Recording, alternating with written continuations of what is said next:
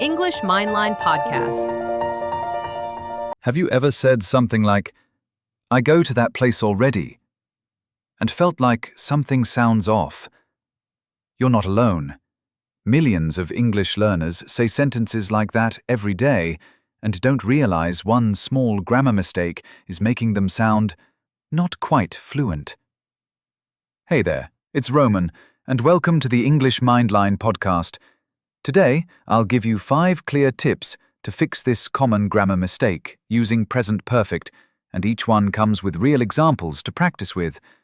But first, if you're enjoying these episodes and want to keep growing in English step by step, hit that subscribe button. It really helps. Now, let's get into the grammar fix that will seriously change how you speak. Hello, amazing learners. I'm Elizabeth, and yes, this is such a powerful grammar tool. We're talking about the present perfect tense, something many learners skip over, but it makes a huge difference when you talk about life experiences, recent actions, or things that matter right now. Let's break it down into 5 tips, so it's easy, clear, and practical. Tip 1. Use have, has plus past participle to talk about life experiences. When you talk about something you've done at any time in your life, but you're not saying exactly when, use the present perfect. Example, I've been to Japan. She has met a famous actor. They've tried Indian food before.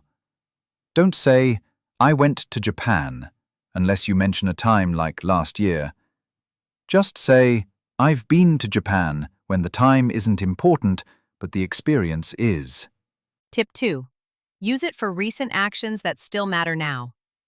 Present perfect is perfect for things that just happened, especially if they're still important. Example, I've lost my keys. That means I still don't have them. She has broken her phone. We've just arrived.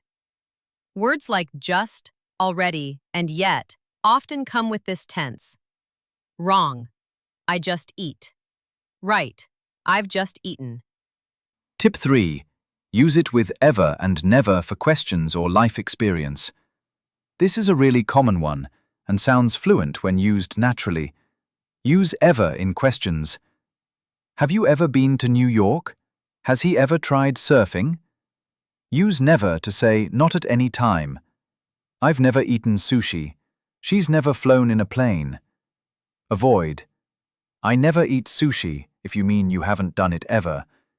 Use I've never eaten sushi. Type 4. Don't use it with past time expressions. This is one of the biggest mistakes learners make.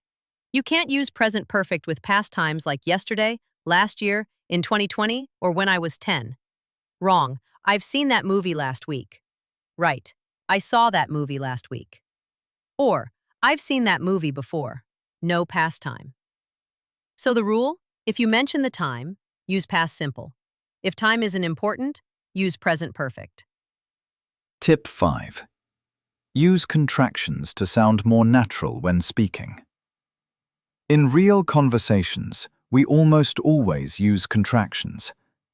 Say, I finished it. She's left already. We've been there. It sounds smoother, quicker, and more natural. Avoid robotic speech like, I have done it. Instead, I've done it. Quick tip.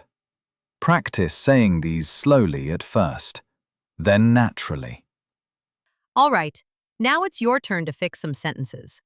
I'll say them wrong, and you say the correct version out loud before I do. Let's go. 1. He finished his work. He has finished his work. 2. I go to Canada before. I've been to Canada before. 3. They eat already. They've already eaten. 4. Snow. She's never seen snow. 5. Try Thai food? Have you ever tried Thai food? Practice like this daily. You'll train your brain to use the correct grammar automatically. Here's a simple idea that works. Every day, speak one sentence about yourself using the present perfect. Like, I've learned a new word today. I've spoken English for 10 minutes. I've finished this podcast episode. Build that habit, and in a few weeks, you'll speak much more fluently. That's it for today's grammar fix. And honestly, if you follow just these 5 tips, your English speaking will sound more fluent and confident. No need to sound like a textbook. Just speak like someone who's learned the small details. Exactly. Use this episode as your grammar mirror. Listen again. Pause. Practice. You've already done the hard part. You've started. This is the English Mindline Podcast, and we'll see you in the next episode. Until then, keep learning, keep growing, keep speaking.